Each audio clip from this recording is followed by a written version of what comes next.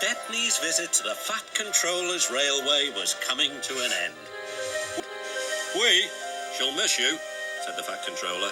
Then he turned his attention to all the other engines. "My railway is very busy and I am pleased with you, but you need help. A diesel is all that's available. Please do your best to avoid any disturbances."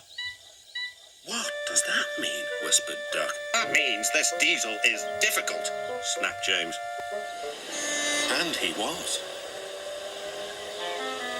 The diesel surveyed the shed. "Not bad, I've seen worse. At least you're all clean," he sneered. The engines glared. "It's not your fault, but your controller should scrap you and get engines like me. A fill of oil, a touch on the starter, and I'm off. No bother, no waiting. They have to fuss around you for hours before you're ready. Furious." Next morning, they held an indignation meeting round the turntable. "Disgraceful," mumbled Gordon. "Disgusting," said James. "Despicable," spluttered Henry. "To say such things to us? It's to teach him a lesson we'd be wanting. Now, how do we do it?"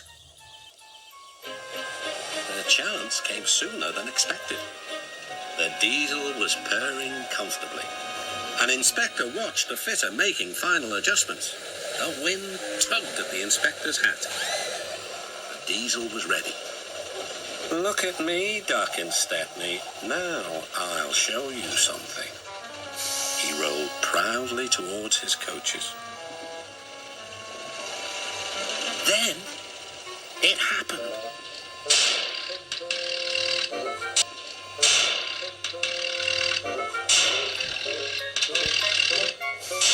Shaking and spluttering, the diesel stopped. Meanwhile, the inspector was looking for his hat. The diesel seethed with fury as Duck and Stepney pushed him back to the shed. "My hat!" exclaimed the inspector. "You've sucked it through your air intake." "Bother your hat," said the Fat Controller. "Bother your hat, said the Fat Controller. "The heavy train's due out. You'll have to take it, Duck. Stepney, will you help, please?" "Thank you, sir," cried Stepney.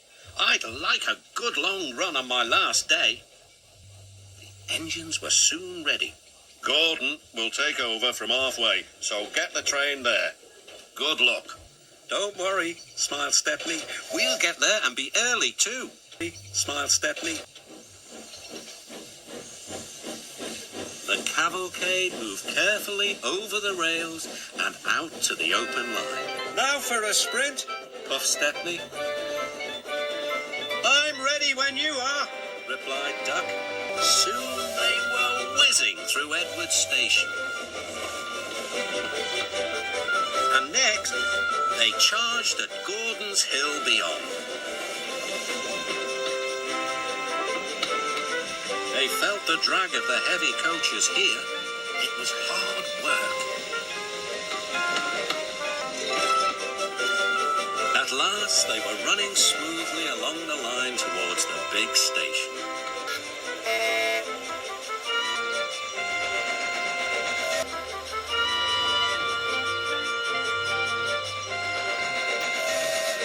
"Hello," said Gordon. "You're early. That's one in the headlamp for old Diesel." "James says he's sick as boiler sludge and sulking in the shed." "Serves him right for saying we're out of date." And Gordon chortled away. Next day, everyone came to say goodbye to Stepney. "Come back and see us soon," whistled the engine. "And you are always welcome on my Bluebell Railway too," replied Stepney. Then he puffed away. And what about Diesel? He'd slipped out whilst no one was looking. He said goodbye to no one but left two things behind: a rather nasty smell and a battered bowler hat.